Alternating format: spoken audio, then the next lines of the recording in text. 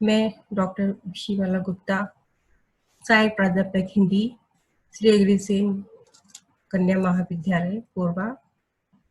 आज आपको प्राचीन हिंदी काव्य के अंतर्गत श्री रामचंद्र शुक्ल द्वारा संपादित भ्रमर गीत सार पद संख्या 20 की व्याख्या बताने जा रही हूँ।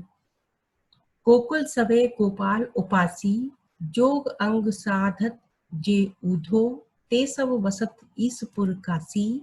यद्यपि हरि हम तज अनाथ करि तदपि रहत चरणन रस राशि। अपनी शीतलता ही न छाड़त यद्यपि है ससीराव गरासी।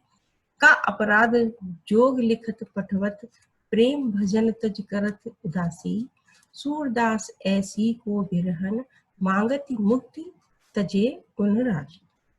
शब्दार्थ: जोग जन, अंग यानी अष्टांग योग, ईसपुर महादेव की नगरी काशी, रस राशि प्रेम में पगी हुई, गरासी राहु गरासी यानी राहु से ग्रसित होना, उदासी बैरागी या इस संसार से विरक्ति। प्रसंग: प्रस्तुत पद में गोपियां उद्धव के निर्गुण ब्रह्म के उपदेश को सुनकर उनको स्पष्ट शब्दों में बतला रही हैं कि गोकुल में कोई ऐसा नहीं है जो तुम्हारे अष्टांग योग का साधक हो। यहाँ तो सभी गोपाल के उपासक हैं। इसी भाव की प्रेरणा प्रस्तुत पद में दी गई है। व्याख्या: गोकुल सभे गोपाल उपासी। सूरदास जी के शब्दों में गोपियां उद्धव से कह रही हैं कि हे उद्धव, गोकुल के सभी लोग गोपाल के ही उपासक हैं। किसी अन्य की उपासना का भाव किसी के हृदय में नहीं है। जोग अंग साधत जे ऊधो, ते सब वसत ईसपुर काशी। आप हमें अष्टांग योग की जो ये शिक्षा दे रहे हो, उस योग की साधना करने वाले तो शंकर की नगरी काशी में निवास करते हैं। अर्थात जो आप योग की शिक्षा देने के लिए आए हो, उस योग की साधना करने वाले यहाँ नहीं, इस ब्रज में नहीं, अपितु काशी में निवास करते हैं। यद्यपि हरि हम तज अनाथ करे, तदपि रहत चरणन रस राशि।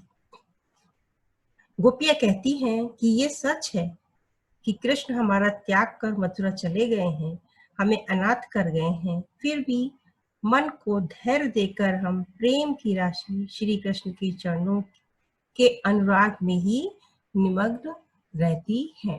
अपनी शीतलता ही न छाड़त यद्यपि है ससी राहु कराती।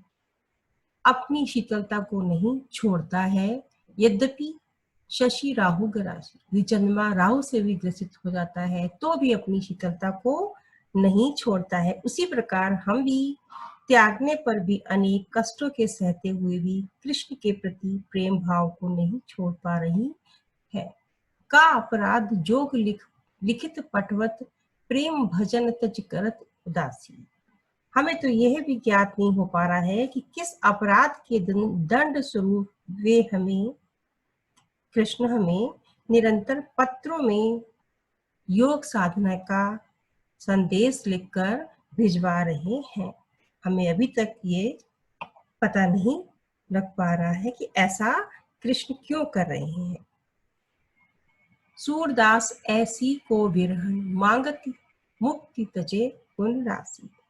सूर के शब्दों में गोपियां कह रही हैं कि गोकुल में ऐसी कौन विरहणी है जो गुण की राशि कृष्ण को छोड़कर मुक्ति की कामना करेगी।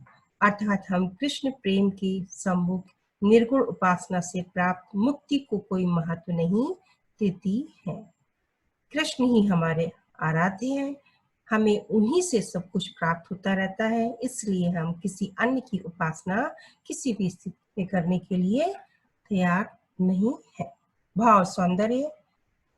पहला पॉइंट, उपरोक्त पद में योग तत्व पर प्रेम तत्व की गुरुता का वर्णन किया गया है। योग पर प्रेम तत्व की विजय दर्शाई गई है। दूसरा पॉइंट, ससी राहु गरासी में उदाहरण अलंकार है शशि यानी चंद्रमा जब राहु से ग्रसित होता है, उदाहरण अलंकार है इस पंक्ति में। गुण राशि में श्लेष है।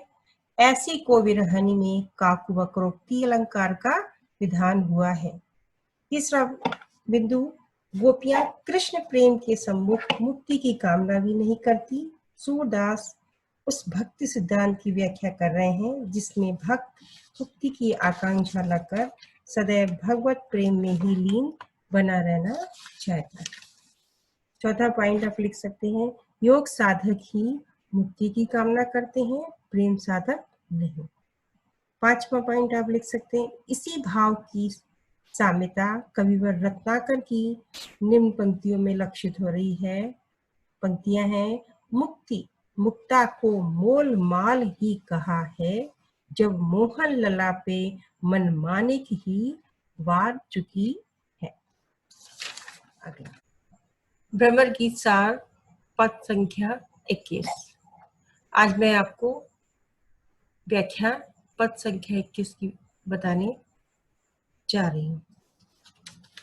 राग सारंग। हम तो नंद घोष की बासी, नाम गोपाल जाति कुल गोपही, गोप गोपाल उपासी, गिरवरधारी गोधनचारी, वृंदावन अभिलाषी, राजा नंद जसोदा रानी, जलती नदी जमुनासी, प्राण हमारे परम मनोहर, कमल नयन सुखरासी, सूरदास प्रभु कहो कहाँ लो, अष्ट महासिद्धि दासी।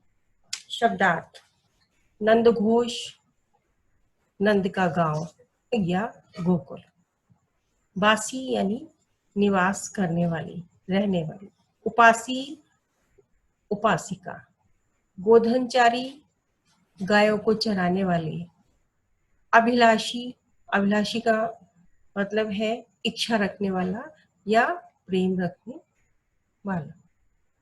प्रसंग, ज्ञान गर्भ में डूबे हुए उद्धव गोपियों के समक्ष निर्गुण ब्रह्म का उपदेश देते रहे। उस उपदेश को सुनकर गोपियों ने उनका उपहास किया।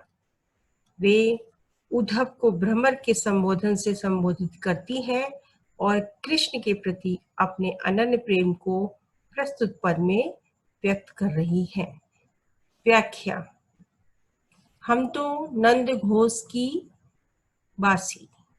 सूर कवि कथन है कि गोपियां उद्धव के निर्गुण ब्रह्म के उपदेश को सुनकर उनसे कह रही हैं कि हे उद्धव, हम तो नंद बाबा के गांव की निवासिनी है। नाम गोपाल, जाति कुल गोपही, गोप गोपाल उपासी।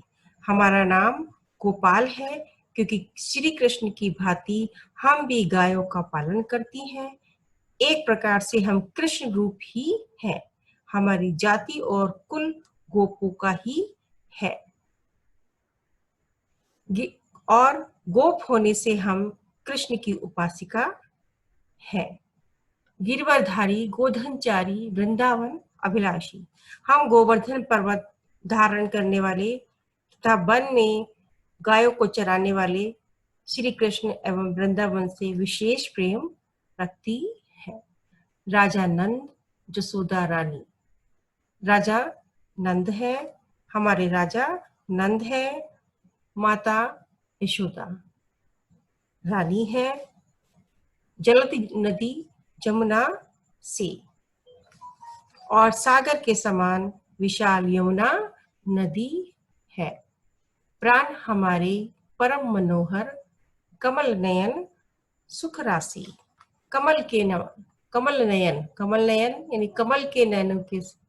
कमल के समान सुंदर नैनों वाले या कमल के समान सुंदर नेत्रों वाले परम मनोहर, प्राण हमारे सुख राशि। संपूर्ण सुखों की राशि श्री कृष्ण हमारे प्राण हैं, अर्थात हमें प्राणों के समान प्रिय है। सूरदास प्रभु कहो कहाँ लो, अष्ट महासिद्धि दासी। हे उद्धव, हम अपने श्री कृष्ण की, प्रभु कहो कहाँ लो, अपने श्री कृष्ण की महत्ता और प्रभुता का कहाँ तक वर्णन करें। अष्ट महासिद्धि दासी। तुम तो बस इतना ही जान लो कि 8 महासिद्धियां उनकी दासी है। 8 महासिद्धियां उनकी दासी हैं जो उनकी सेवा में तत्पर रहती है। भाव सौंदर्य। उपरोक्त पद में नंद घोष की वासी से तात्पर्य ऐसे स्थान या ऐसे गांव से है जो छल कपट से रहित है। दूसरा पॉइंट, कृष्ण के प्रेम से प्राप्त सुख की तुलना में 8 महासिद्धियों से प्राप्त संपूर्ण सुख भी कम जान पड़ते हैं। 8 महासिद्धियां निम्न प्रकार हैं: अणिमा, महिमा, गरिमा, लघिमा, प्राप्ति, प्रकाम्य, ईशित्व और वसित्व। तीसरा पॉइंट, विशेष भाव के अंतर्गत द्वितीय एवं तृतीय पंक्ति में जाति कुल गोप गोपाल उपासी गा वर्ण की आवृत्ति होने से अनुप्रास अलंकार है। तृतीय पंक्ति में गिरवरधारी गोधनचारी, इस पंक्ति में भी गा शब्द की आवृत्ति होने पर, गा वर्ण की आवृत्ति होने पर अनुप्रास अलंकार की छटा दर्शनीय है। प्रसाद गुण एवं भक्ति रस पद में व्यंजित हो रहा है।